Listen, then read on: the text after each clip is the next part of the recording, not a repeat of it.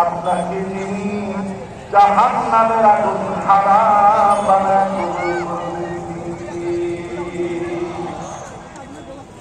এবার একটু আমার দিকে তাকান। 1 নাম্বার আর 2 নাম্বার লিখছি, বাকি আছে কয় নাম্বার?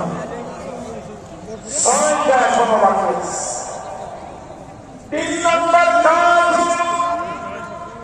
যত আমার সামনে বসে জাহান্নামের আগুন যদি হারাম বানাইতে চায়, দিনের কাজের অংশ হিসাবে 5 ওয়াক্ত নামাজ শুরু করে দেন।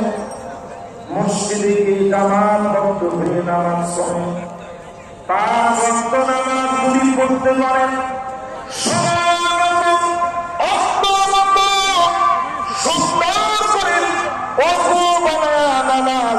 দেরি হবে জাহান্নামের আগুন হারাম বানায় জান্নাতি বানাইতে যিনি দেরি করবেন না তিনি কে?